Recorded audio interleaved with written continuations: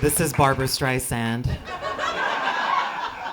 And I'm so honored and delighted to bring to the stage the one and only Tranna Wintour.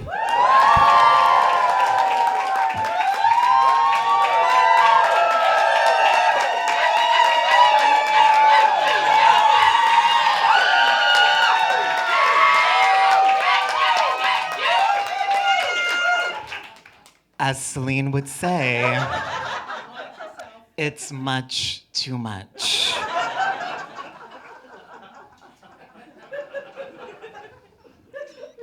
Too much pressure you guys put on me now. Thanks a lot. How are you all feeling? I'm so excited to be here with you all. I feel like it's been a long time since I've done a solo show in English. Yeah. I'm a little tired of speaking in French all the time. You know I love my francophones, and I am bilingual. But French still stresses me the fuck out, okay? Like, every time I have to write an email in French, my hands are literally trembling because I'm so scared I'm going to misgender myself.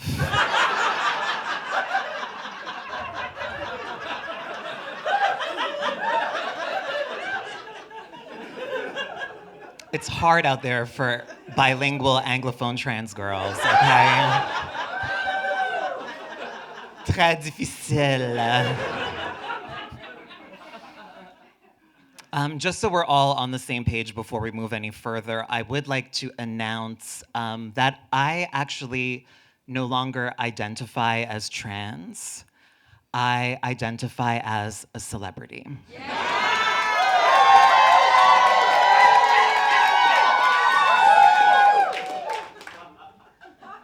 A D-list reality star.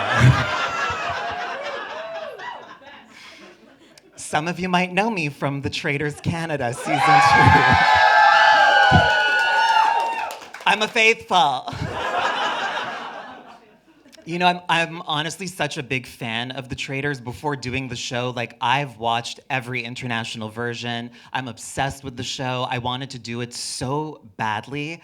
And I thought, being the mega fan that I am, that I would be so amazing at the game. Also, like, with my Pisces intuition, I'm like, I can see through anyone. I really believed that after the first roundtable, I would know immediately who the traitors were. For anyone who doesn't know, the concept of the Traitors is really simple. It's kind of like that game Mafia or Werewolf. Basically, we're 22 players. We're at a mysterious manor. Karine Vanasse is the lady of the manor. And among the 22 of us, a handful are selected to be traitors, and the rest of us are known as faithfuls. And basically, the point of the game is for the faithfuls to guess who the traitors are and get them out before the end of the game, because if by the end there's even one traitor remaining, they win the jackpot. So, again, I thought I would be amazing. Easy. I'm like, I could see a traitor coming a mile away. But the consensus, at least on Reddit, is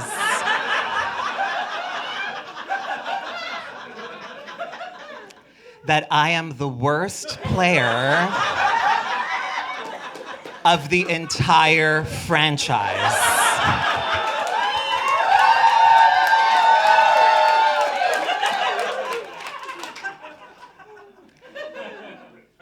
Most people love me, some people really hate me, because I didn't guess a single traitor right. Not a single one. But despite being wrong, I was extremely confident that I was right. And very loud about it. I have to share with you a DM that I received from someone regarding the show. I don't know much about her because her profile is private. but her name is Kim. And all I can see is like the tiny little thumbnail of her profile picture. I don't want to misgender her, but she looks like a cis woman in her late 50s, long platinum hair, an athleisure sort of lycra turquoise tank top, and she's standing in front of a Christmas tree.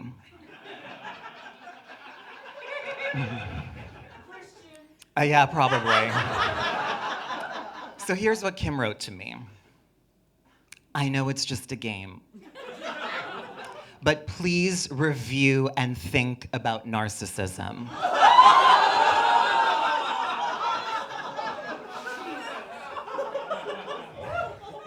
Yes, I've watched every Traitors show that's been done. Yes, I'm a fellow Canadian. I just don't want you to fall into narcissistic traits at such a young age. Take care. So, I mean, I love that Kim thinks I'm so young. And she's so right. I haven't responded to her yet. I probably won't. But if she was here tonight, she could have asked me a question, face to face. And that's the whole point of tonight. Are you guys ready to get this party started? Just to break the ice, I did ask my international fans who couldn't be here tonight to send in their questions. So let's start with one of those.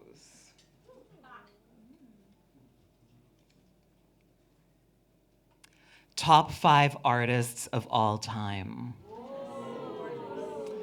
That's really hard, but I'm gonna try to go off the top of my head. Alanis Morissette, Dalida, Milan Farmer, Kylie Minogue, and Madonna, even though she's so problematic.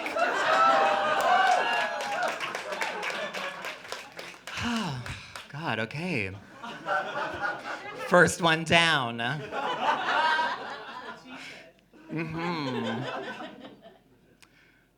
Okay. You looking to date right now? Okay, we're already there. Actually, I have to admit, I got quite a few of those kinds of questions, but no one ever slides into my DMs. So, I mean, I think yes. I would say I'm not looking to date, but I'm open to dating. I know it's unpopular, but I am not polyamorous. I tried. It's not for me, okay? I don't even like to share my books with people. Very possessive, very easily jealous. It is not for me. But I'm also very happily single, I have to admit. Like, I enjoy being able to do what I want, when I want, without ever having to ask permission, without ever having to check in with anyone. That doesn't really appeal to me that much. I'm pretty superficial, so I would like someone hot. Life's too short, you know? But my view of hot is quite broad, and it's all about chemistry and connection. What else can I say about what I'm looking for? I mean, I know that wasn't the question, but I might as well take this opportunity to get what I want. I just want someone with a little emotional intelligence and generosity. Is that too much? Yeah. Next question. In the meantime, feel free to approach the bench. Don't be scared. Do you have any exes? Yes, they are roaming amongst you. Not necessarily here tonight, thank God, but they're around.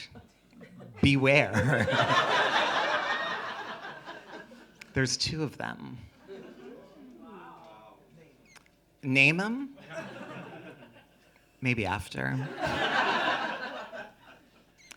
Patti LuPone or Bernadette Peters?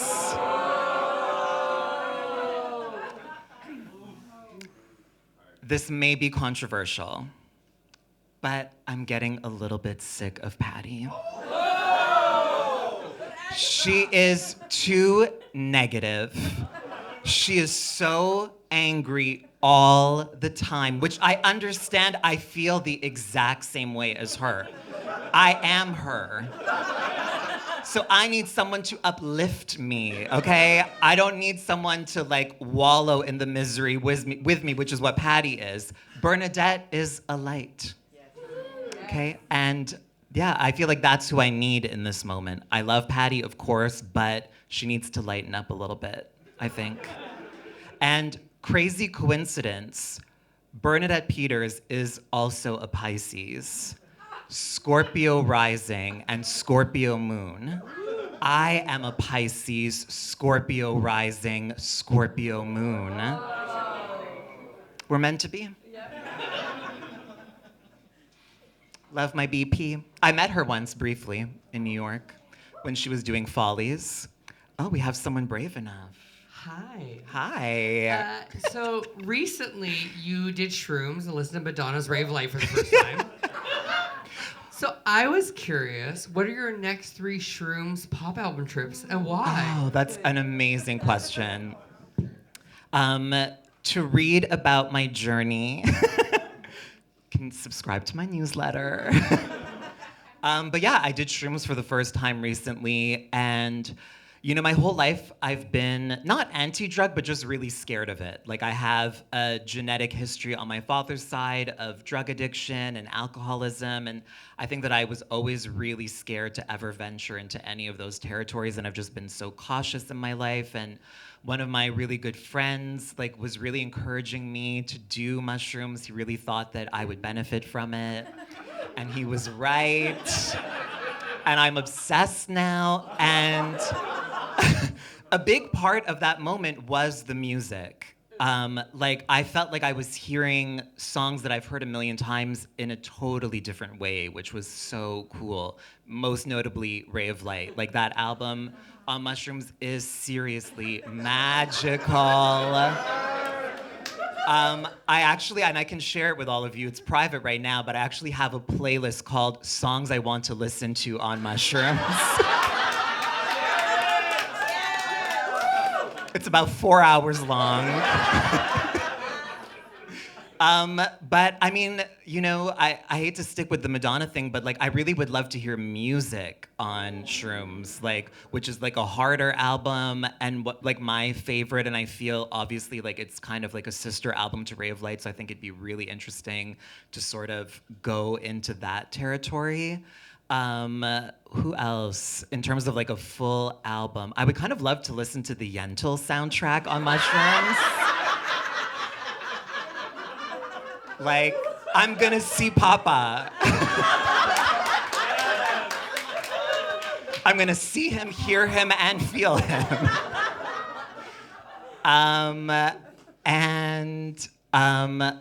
I would love to listen to the chic mix of Diana Ross's self-titled Diana album. Yeah, I feel like that would be a groove. Yeah, thanks for your question. Oh my God. This is my manager. Okay, I'm gonna speak in English for you tonight. Wow. Yes. I know that you are a really introvert person. Yes. So I would like to know what is your definition of friendship and how many friends do you have? Aww. Friendship is everything.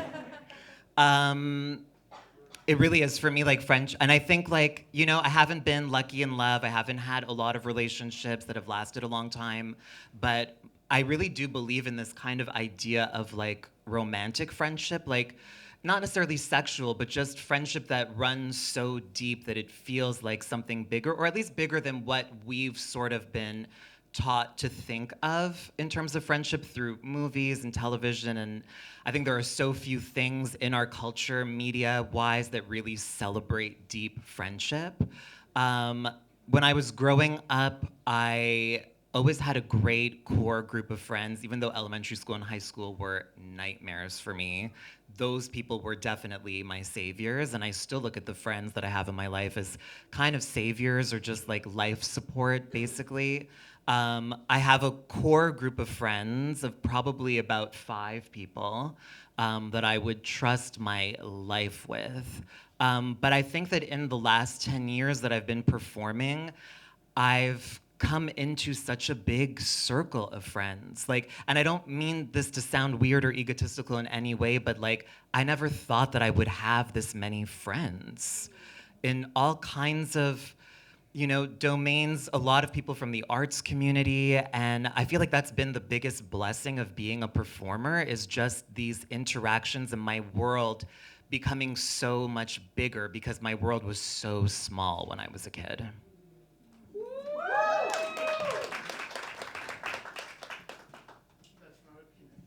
No. Hi. Can you name 3 things you like about Taylor Swift?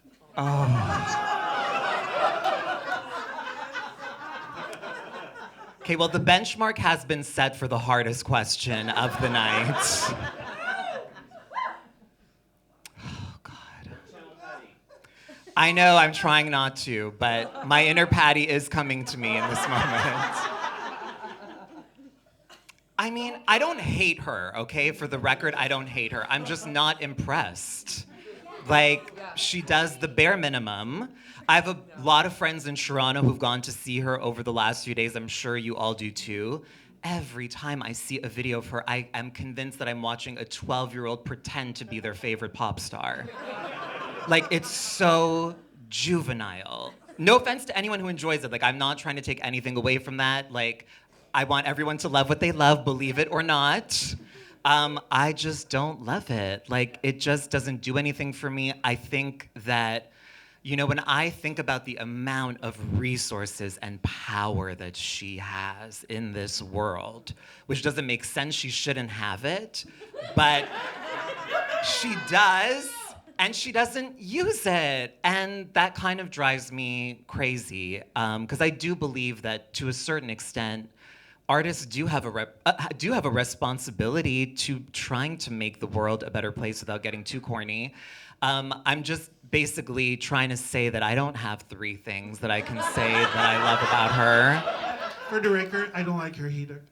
I mean, again, it's not personal, Taylor. If you're watching, it's not personal. I just don't get it. I don't get the mass appeal. I like a couple of the songs. I think that's the most that I can say. Like, I like Anti-Hero. Like, it's a solid pop song. I mean, I know Aretha said beautiful gowns, but I don't even think they're that beautiful. Like, I'm sorry. Like, again, it looks like a high school talent show that she's putting on. Sorry. Sorry to the Swifties. I know you're gonna attack me after the show. It's fine. Fuck, marry, kill Madonna, Barbra Streisand, or J-Lo.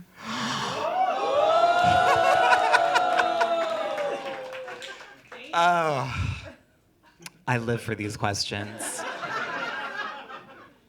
Okay, I'm gonna marry Barbra Streisand. Of course I'm gonna tell you why. You don't think I don't love the sound of my own voice? Narcissist. Exactly. Kim knows what's up, you guys. So I'm gonna marry Barbra Streisand because she has like the most comfortable home I've ever seen. Like, she has this like napping room that's in a tower, and it's like this round bed, and it's like the whole room, and it just looks like the most magical space. Like, I want to have access to that room every day. Basically, but Barbara's home is a bit more warm than Martha's. Like, Barbara is a cold person too, don't get me wrong, but I feel like her house does have this very like grandma cozy vibe, and I want that, Like, I need that in my life. I think that it would just be so fun, and like, just hanging out with Babs, and I'll convince her of a few things that she has wrong, for sure. I said I didn't want to get political, but you can imagine what that is. Yeah, I just think that I'd be super comfortable. She doesn't really love to go out and do things, which is perfect, you know? Like, I feel like I can just live my best life of leisure married to Barbara. I'm going to... Okay, let's say that all three women are who they are right now, not in the past. So I'm gonna fuck J-Lo. I do think J-Lo is like the hottest woman in the world, honestly. Like, I want to be her. If I was her, I would definitely choose better men. I don't understand the sort of like bargain basement approach to her love life. I don't understand. And I'd have to kill Madonna. Even though I love her. As you all know, like, Madonna fucking raised me, as I'm sure she did many of you in the room, for so long in my life as a kid and as a teen and young adult. She was my rock. I feel like I have learned so much from her. I still love her music deeply. Like, I listen to her music all the time. But I don't know. She's really gone off the rails in the last years. The Celebration tour was amazing, and it kind of gave me hope that, like, okay, no, that artist is still there. Like, she's still doing amazing things, and I still believe that she has one great album at least left in her if she will allow herself to just accept where she is in her life. And I'm not saying age gracefully, I don't give a shit about that, but like, she's just so unpleasant. And like, you can be hot and trashy and slutty and all of those amazing things without being so... No, I like cunty.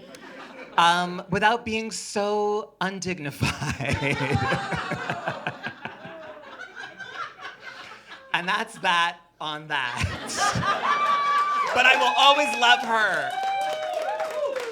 I will always love her, despite everything.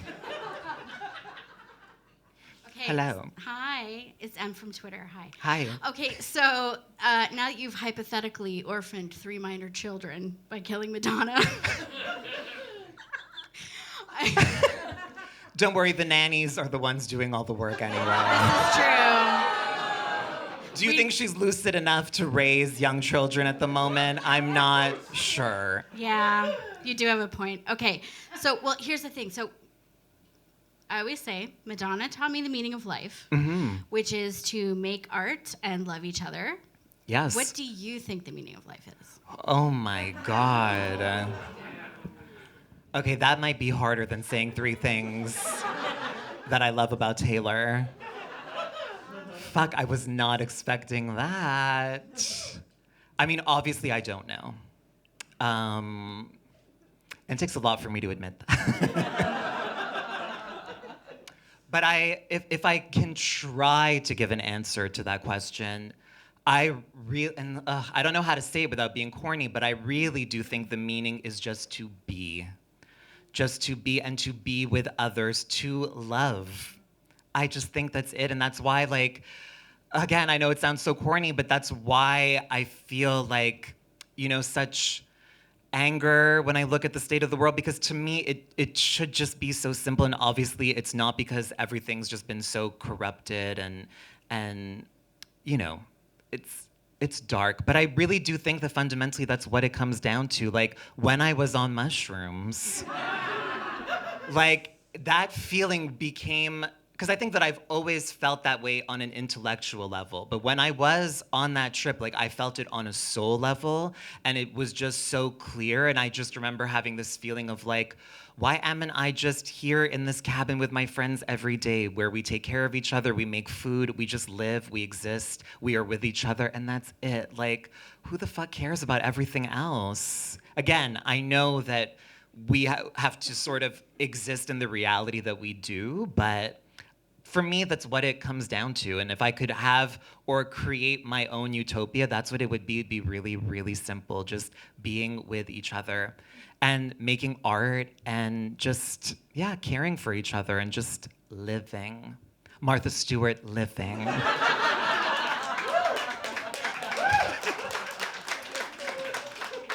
Hi. So this question is not as deep as that one. Perfect. It's a bit fluffier. Yeah. So you mentioned before about J-Lo picking men that are bargain based. Yes. To use your words. And you were also talking about earlier your type. Yeah. So I'd like to know, who are your current celebrity crushes who you think are super yummy? Oh. This is where it gets embarrassing. You know what's crazy though, and this is honest, I used to be so, I still am into, celebrity culture and pop culture and all of that. Obviously, my relationship to it has evolved over the years, of course. When I was a kid especially, I guess this is obviously common, but I used to have major celebrity crushes. When I was 12 and just at the start of puberty, when my hormones were kicking in and going crazy, I remember seeing Ricky Martin at the 1999 Grammys in the leather pants. And I swear to you, I couldn't breathe. I'm not exaggerating. I physically could not breathe. I lost my breath. It was the most palpable attraction I've ever felt in my life. And maybe this is sad to say, but I have never felt it since. I remember kissing my People magazine cover that he was on the cover of. He still looks good. Yeah. I would still do Ricky any day. But I don't really have that many celebrity crushes anymore. Although, this is gonna be embarrassing. And I know that I just mocked her, but I also do find Ben Affleck hot.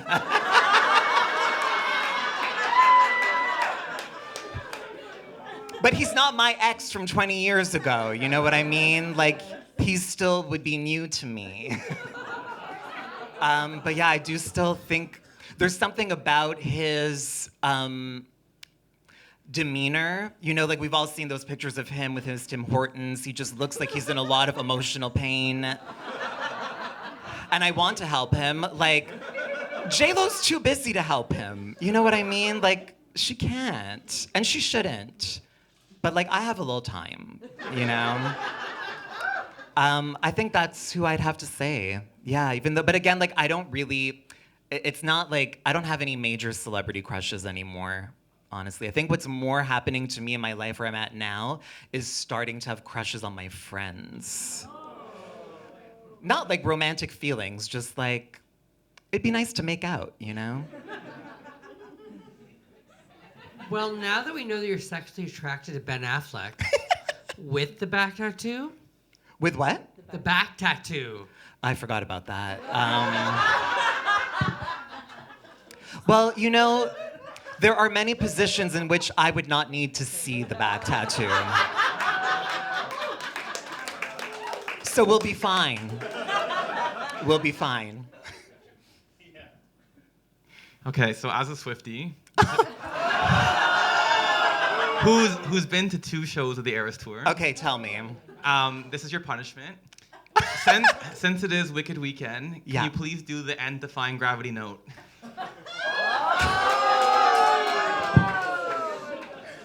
This is cruel. Is your Cruel name? Summer. Yes.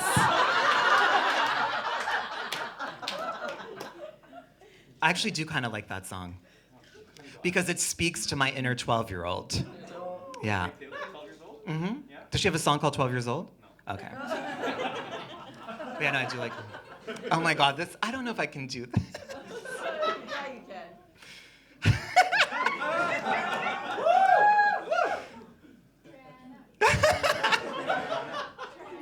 can. No, don't. That's making it worse. Can someone play it just so I can hear it? And can someone play it for me? I was listening to it the other day. Perfect. Defying Gravity. So some of you may be aware of the movie Wicked. That's never heard of it. But there's the signature song for the musical is called Defying Gravity, and at the end of the song, there is this insane note. This sort of, I don't even know how to describe it, but like, obviously it's used in a lot of like TikTok videos, and like, it's kind of become a meme onto itself. Are we holding space right now? We are holding space for Defying Gravity. Yes, we are. Maybe I'll just try it. Did you find it?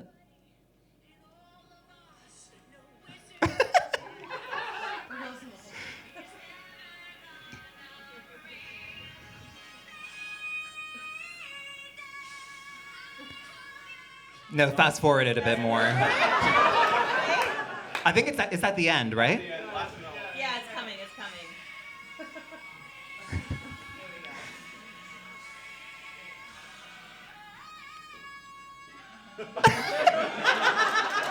You can do it.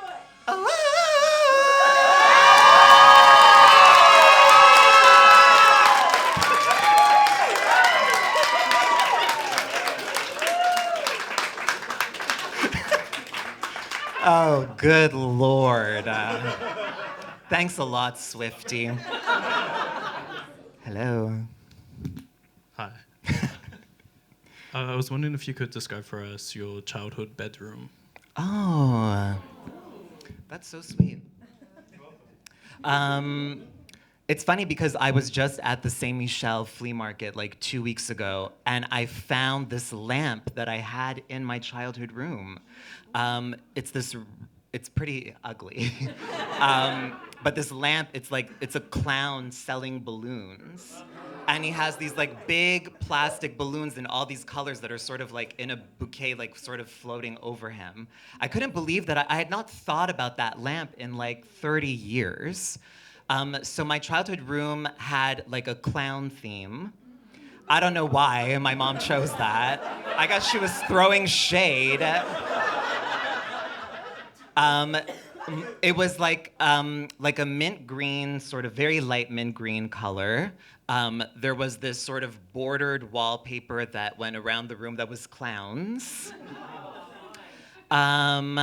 My room was always a big mess when I was a kid. Like, my toys were everywhere. Like, I was not good at putting things back where they belonged. Yeah, it was just like full of a lot of mess. I remember just having this big sort of chest of drawers with 2 mirrors. And as I got a little older, I used to like lip sync in front of those mirrors.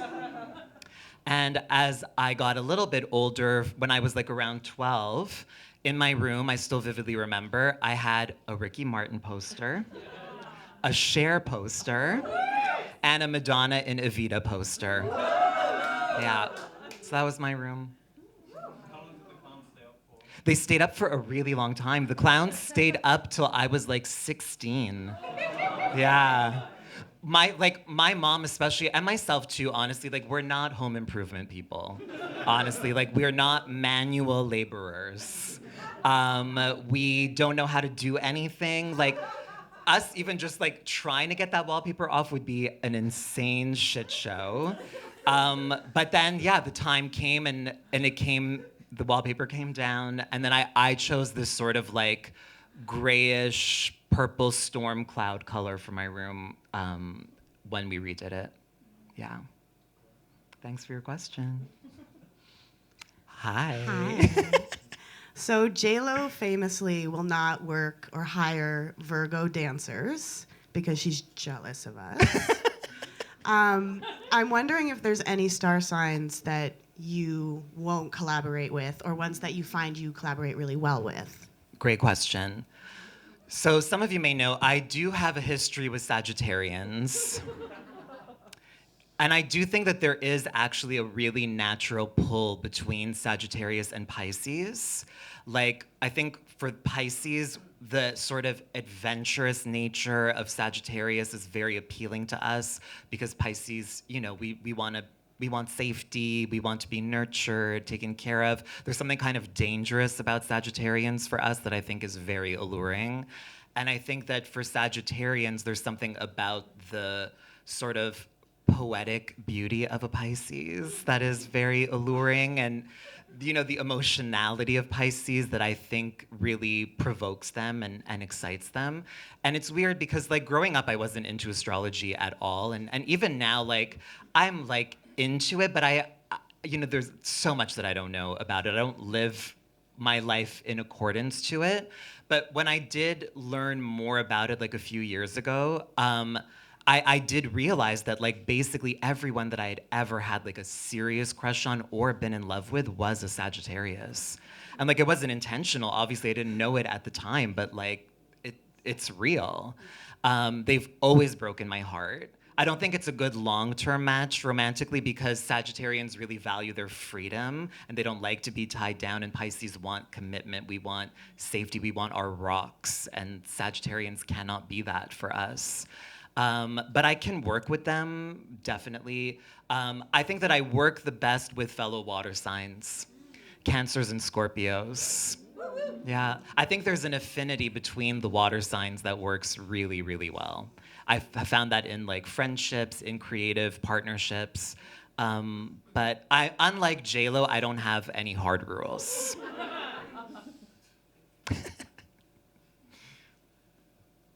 Anyone else, or shall we go to the? Oh.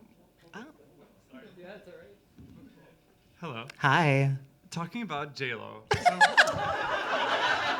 I should have called this the J-Lo show, which I totally love. By the way, this is my favorite subject.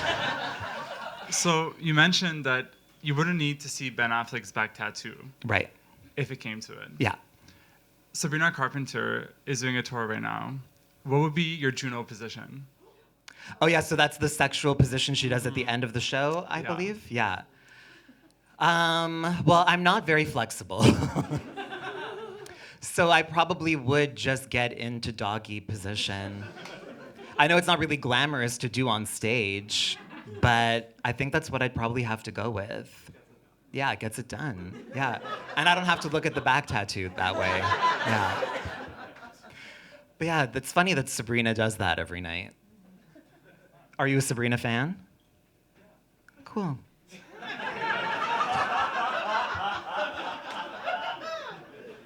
No judgment.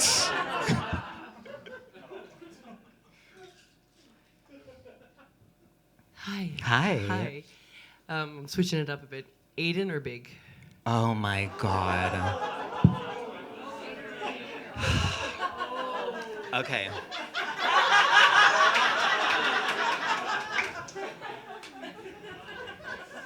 Obviously neither, but you have given me a choice. I'm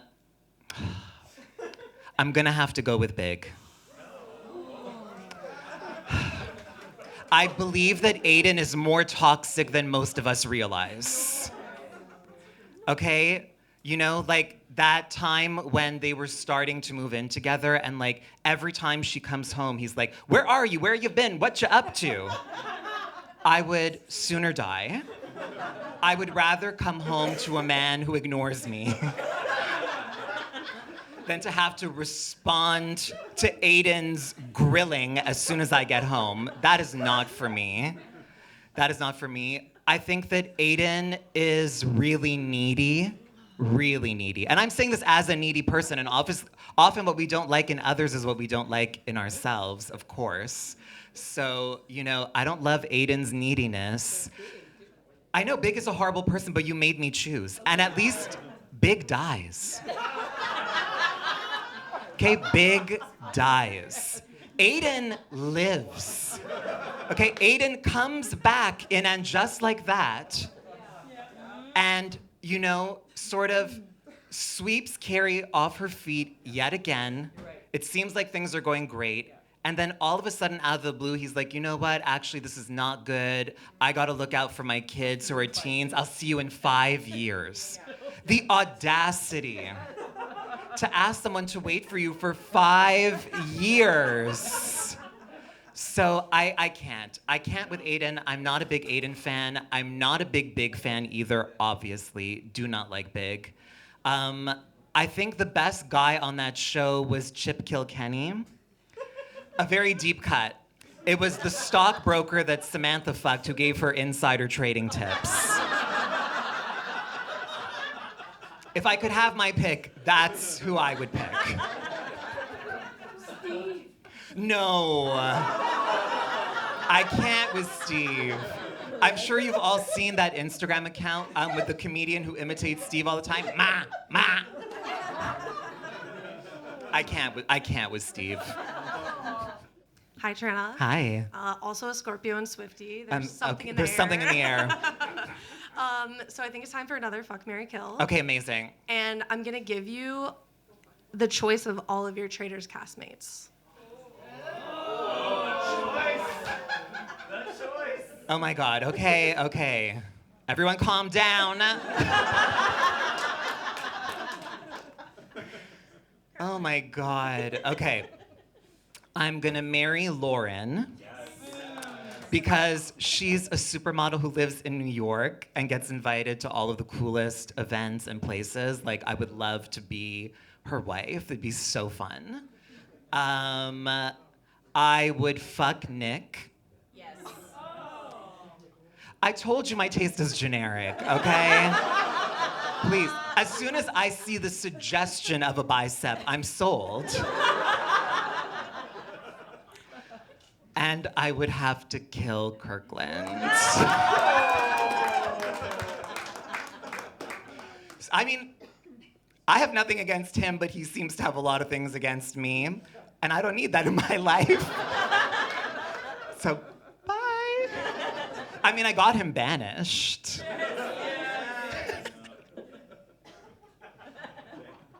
But honestly, I didn't banish him because I didn't like him. At that point, I still really liked him. Like, I just genuinely thought he was a traitor. And I was just super confident, and I wanted to be right because I wanted to be good at the game. So I just put all my eggs in one basket. But, like, it had nothing to do with him. You know what I mean? Like, I just genuinely thought he was a traitor. That too. Hi. Hi. As a Sag, I completely understand the Pisces-Sag dynamic, so I see you. But the opposite experience, of course. I wanted, as a Sag, I'm very curious I loved hearing about your mushrooms experience and your adventure, and I'd love to hear like another favorite adventure that you've experienced in your life. Amazing, thanks. You know what's crazy? It was a Sag that got me the mushrooms. You are fun, honestly. Like, and I think like you and my friend, like a hot Sagittarius could convince me to do anything. Honestly, like very easily convinced. You know, I have to admit, I'm not actually an adventurous person. I'm not. Like, I'm very content, like, with my little life, my little world. I'm not a thrill seeker. Like, I don't, even when I was a kid, like, never climbed a tree. Like, anything that could potentially result in me being hurt was a big no.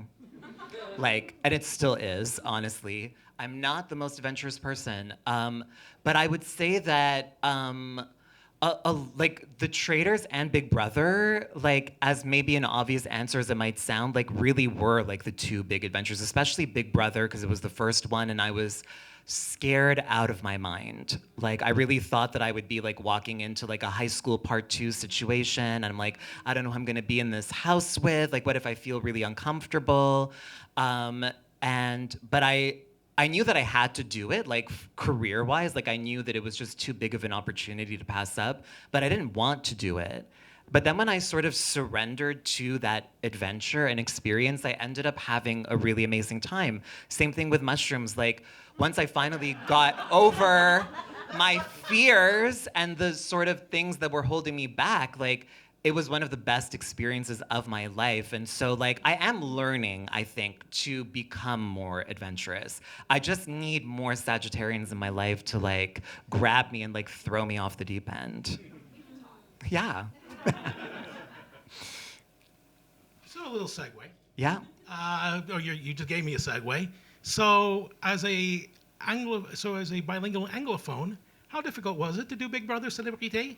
And is there any anecdotes that we can share, like any inside anecdotes that you might? Sure. Mm-hmm. Lots. It was the most French that I've ever spoken in my life.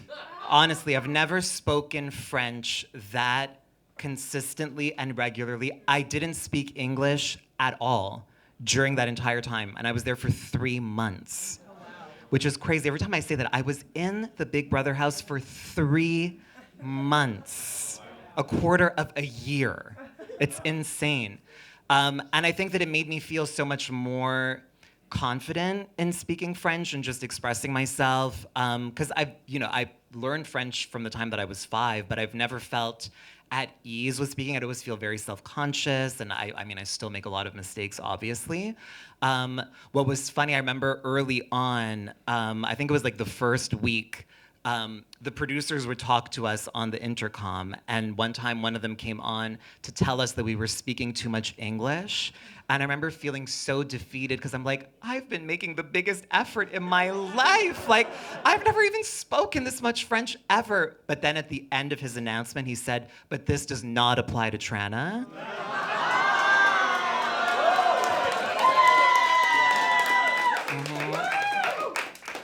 And in terms of like anything juicy, I kind of think it's all been said. I have to admit, like, there really was no drama in our at least not with me.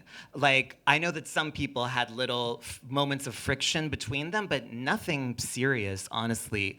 I think I remember reaching a point, this was when Lisanne left, so I think when we were getting to the top 6, where I just hit like a wall emotionally. Like, I just remember just sobbing. Like, after she left, I like went to my bed and just like sobbed. And so like there definitely were moments like that that got to just be really overwhelming towards the end. And again, like, I was there for so long. And at the beginning, you're so overstimulated, so you don't really think about it. But towards the end, like, I really started to miss my life and my family. And I never won head of household, so I never got to get that call home like almost everyone else did. So that was really tough. Martin gave me a lap dance for my birthday, which I think most people know about, like that we've spoken about in interviews. But it was the most positive experience or first experience that I ever could have had, honestly. Whereas like the Traitors was really much more dramatic. Like, I mean, I don't hate anyone, genuinely. I don't hate Kirkland. Like, I still have a love for him. I have a love for everyone that I shared that experience with because it is such an intense, unbelievable, sort of indescribable experience that only we can know. Like, we really went through and shared something together. So I'm always gonna have a kind of love for each of them so genuinely. But that was way more intense. Like, because, you know, Big Brother, again, even though the context and the world that you're living in is so bizarre and you're so confined, you're still living your everyday life.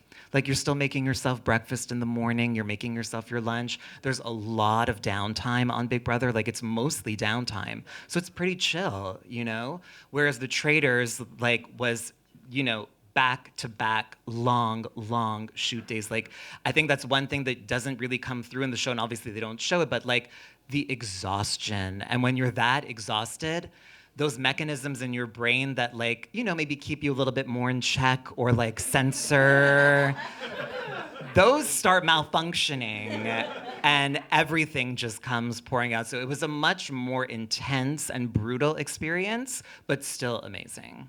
So you called me a traitor, which is interesting because I think the only traitor in this room is you. Because earlier you said, I never get any DMs, no one slides into my DMs. I actually slid into your DMs like 4 days ago. And no, but I'm talking about in a romantic context. But how do you know what I said?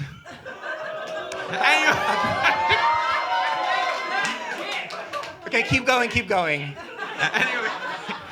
Anyway, I'm just wondering, how often do you actually check your DMs and like your requests that get into your inbox?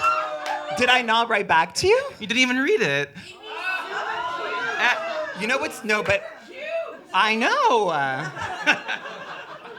Okay, but wait, this is weird because honestly, I genuinely try to respond to as many messages as I can. I don't honestly. believe it. No, see, yes. I swear. Like, if I don't always have the time to respond, I will at least send like a little heart. Like, I really, genuinely, probably take more time than I should. What is your Instagram handle? Let's just make sure that he actually did DM me. Are you gonna follow me? Don't automatically assume that he's telling the truth. He could still be a traitor. Okay, I have receipts too. I know. I'm not. Daniel? I want to see the receipt for myself. Daniel, D-A-N-I-E-L. I know how to spell. DeSantis, D-E-S-A-N-T-I-S, 97. Okay, yeah, I found you. Oh, I can probably recite it to you. My poor friend is, Wow. by the way, is at home alone because of you, so. What? Because of me? Yeah, you didn't answer my DM. Wait, hold on. I'm a Pisces as well, actually. Oh, Pisces on Pisces violence. Yeah. Hold on. Did you ask me about like an extra ticket tonight? Was that you? Yeah, it was me. Yeah, you just opened it right now. No, I messaged you 5 minutes before the show. Hold on. Oh. Oh no, it was somebody else. Oh. Okay, wait. Yeah, that's weird. I don't know how I didn't see it. Uh-huh. But You I probably saw my Taylor Swift story and you're like, No, because your profile's private, and I don't trust people with private profiles. What are you hiding? What are you hiding? If you follow me, you'll see.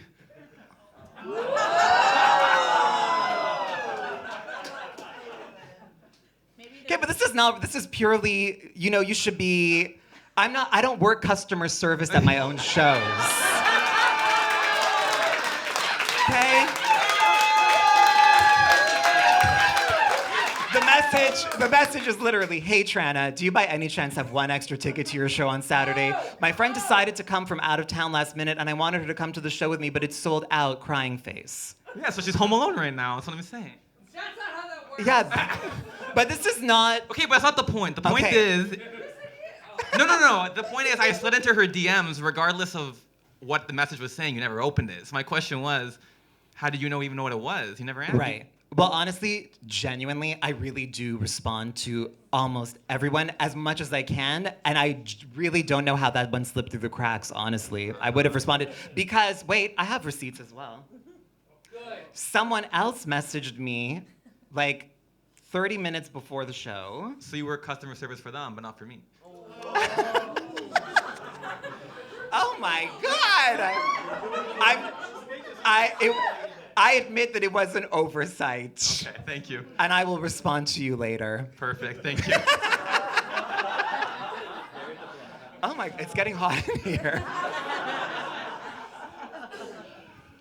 So this is not about the Traitors, Instagram, or Madonna. Okay. How many days would you last on Naked and Afraid? Not even 5 minutes. Like, honestly, not even 5 minutes. I told you guys, I don't like doing things where I can get hurt. And like, I've watched a few episodes of that show, like it's insane.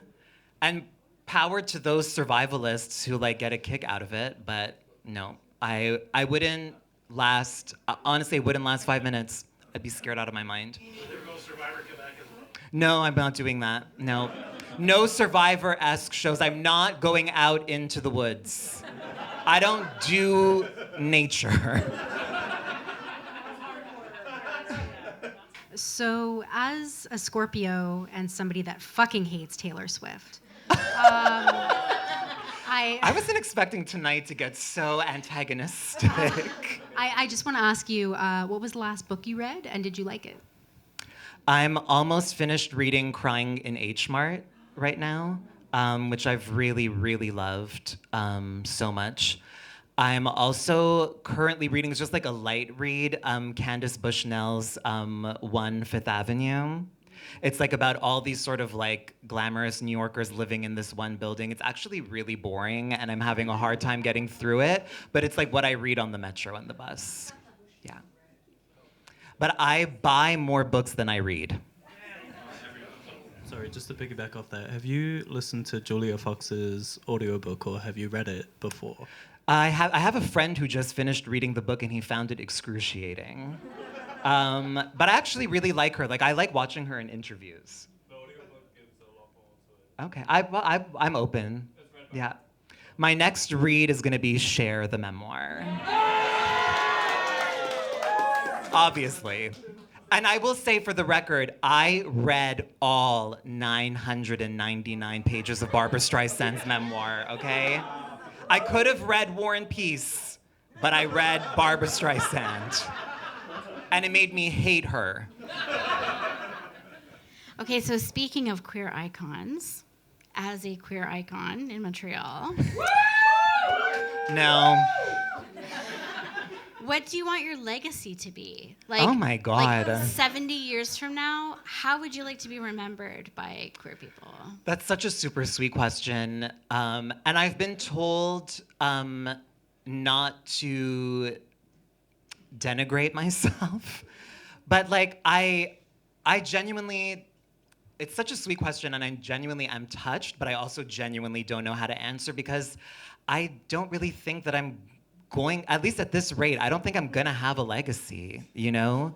Which is fine. I think my legacy will be the relationships that I've had, like my friendships, I think, like, hopefully through my niece and my nephew, like I can imagine and would hope that things that maybe they'll learn from me that they'll carry with them, that would be amazing. Like I would love that to be my legacy through them. But I think more externally, I don't know, I don't really see that for myself, honestly. Like, I would love to get to a point where I, would maybe have a more global influence. But I'm also just happy and really grateful for the community that I have found and the people that I have touched. It's weird for me to say, but like I do get really nice DMs, not just customer service DMs. And it always really moves me because I am such a fangirl of so many artists. Like I still remember when I was a kid writing letters to Alanis Morissette. And like whenever anyone takes the time to write me nice messages, there's a surreal element for me. And it's not that I don't acknowledge it and honor it and appreciate it. I totally do. And I do receive it. But there's just a part of it that is just like surreal and hard for me to believe because as a kid, I didn't think that I'd ever be on the other side of it. Yeah. You're an icon. Thanks.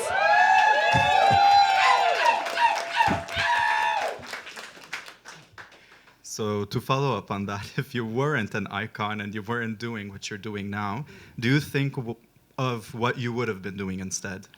Well, I studied in creative writing at Concordia, and when I was a teen, I really thought that I was going to be a writer in a really conventional sense, like maybe even a novelist. But as soon as I started the program, I was like, oh no, I'm not gonna be a writer.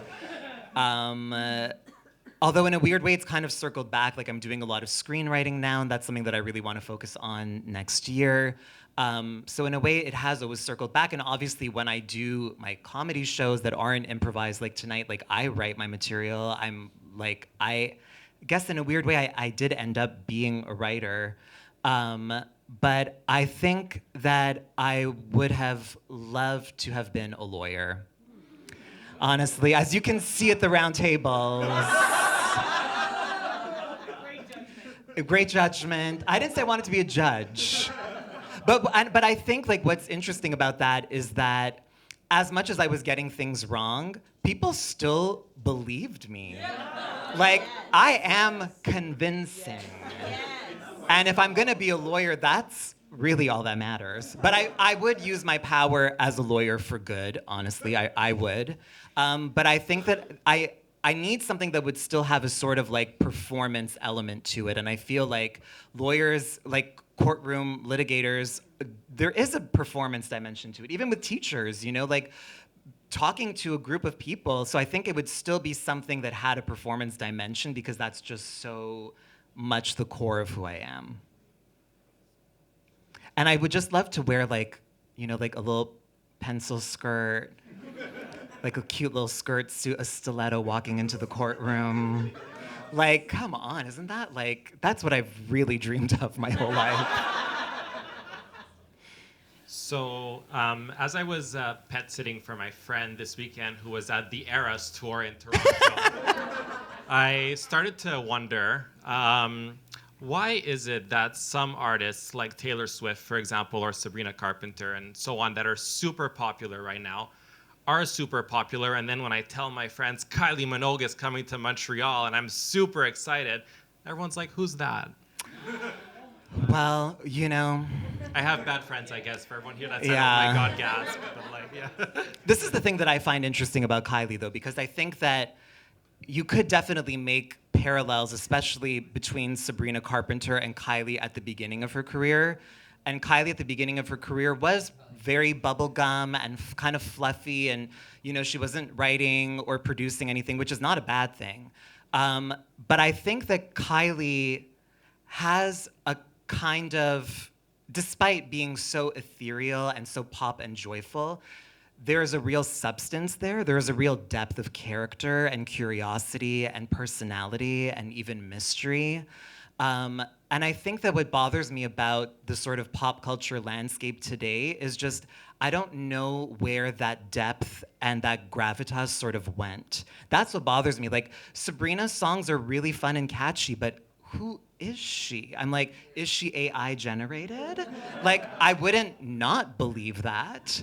Like, I just feel, and maybe I just haven't gone far enough in terms of like listening to her talk more, but I just feel when I look at all of the pop girlies that are out there today, and it's nothing against them, I think it's just where we've ended up as a culture, I just feel like there is this kind of like dead behind the eyes thing going on, where like I don't get a sense of who they are as a person. And I think that Kylie is a great example because even when she was doing the fluff, you can really get a sense of who she is. And all the people that I love, I think that just on a personal level, and I'm not saying that this is a better approach or worse, just I think in terms of the artists that I really love, I have to feel a connection to them on like a personal level, even though I don't know them and probably never will.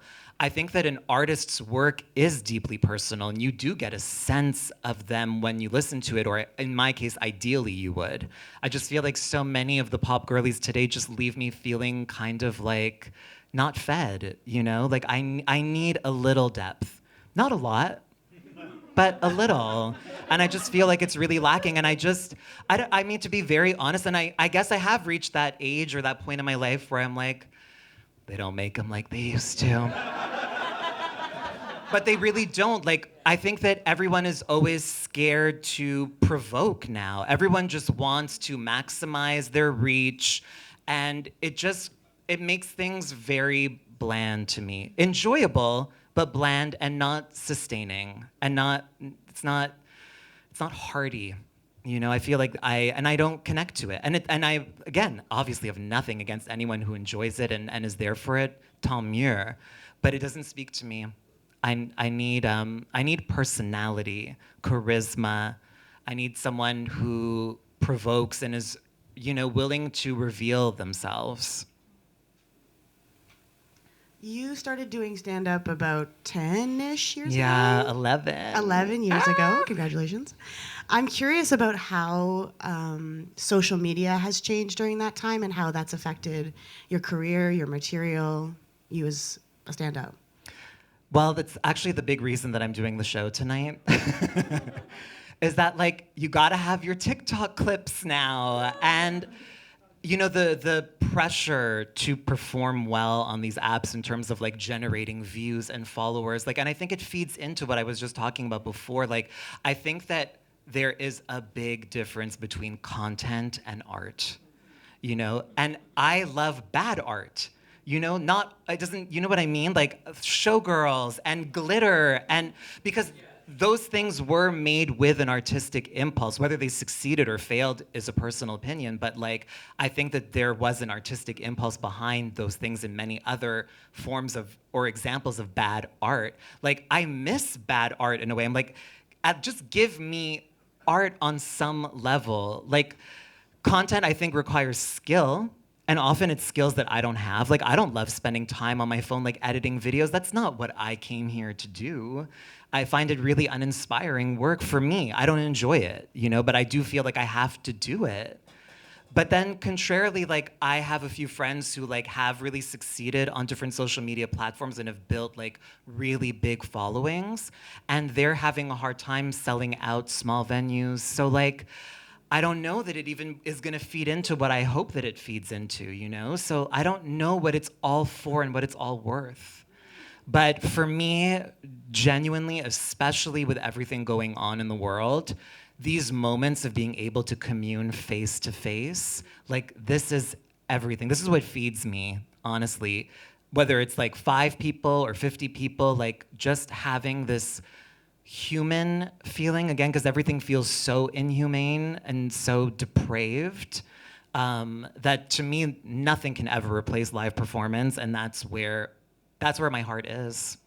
If I didn't have to be on any of these socials, I wouldn't. Yeah. And I'm not like, again, it's not looking down, like, I'm not judging it. I'm just saying it's not for me. It doesn't light me up. It doesn't inspire me.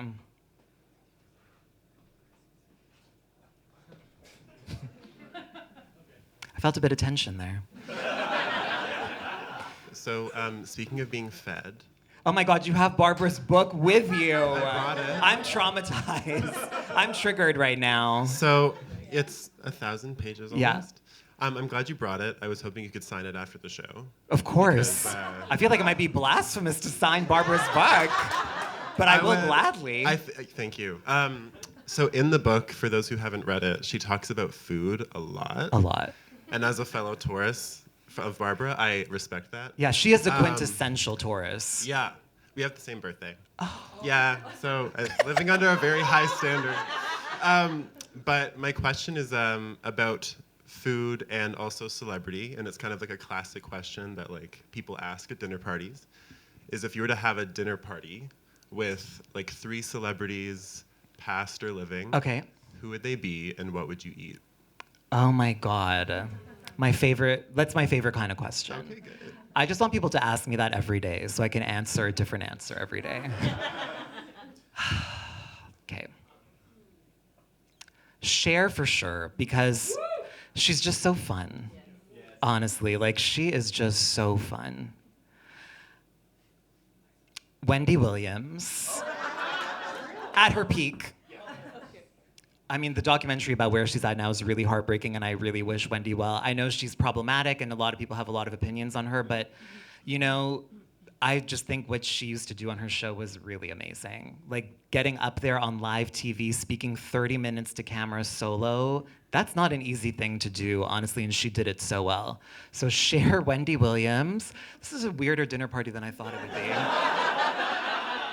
I feel like we need to bring someone that's gonna ground us a little bit. Who's earthy? Tori Amos.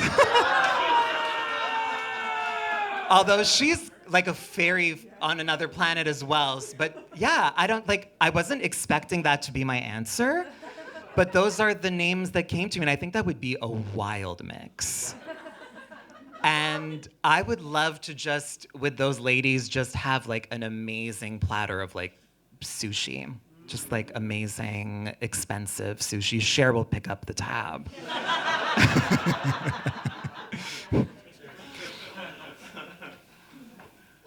Oh my God, okay, we're already way longer than I thought we would be, you guys. Are you having a good time? Okay, so I'll take one more question from the audience, or two more. And then I'll just rapid fire these and we'll wrap up. I hope you're having fun. I'm so sorry. Like I didn't realize how long this has gone. I guess it's my narcissism. So now that the holidays are coming, what would you recommend for viewing for a Tranna-rific holiday season? Well, I watch the same movies every year, Christmas-wise. The Family Stone. That's my number one. It is horrible. Yes, Holly, it is horrible. But it must be seen, okay? It has to be seen annually. The original 60s Grinch cartoon. The Muppet Christmas Carol. Essential. I used to watch Home Alone every year. I'm a little bit over it, I think. Like, I don't know if I need to watch it ever again. But one kind of odd tradition that I have every Christmas, like Christmas Day itself, like once all the festivities are over and I'm back home alone, I watch Misery. On Christmas Day. It is a Christmas movie. Because there's snow. As soon as there's snow, it's a Christmas movie. You get the last question of this moment. So this is my first time meeting you. Nice to meet you. You're charming and genuine. And Thank you. I appreciate you. So Swifties has Taylor Swift has Swifties. Lady Gaga has her little monsters. And these are your fans. And what are they?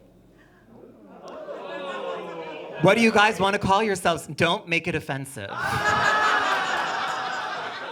Because we cannot call you the trannies.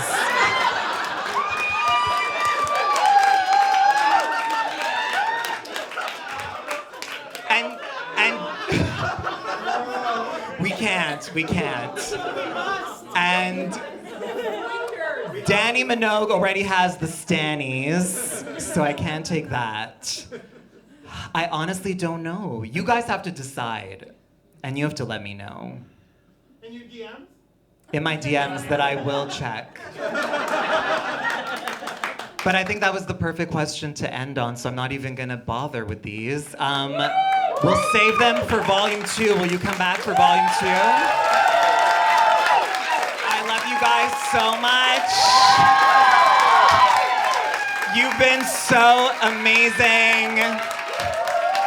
Thank you for doing this with me. You're amazing. I love you so much.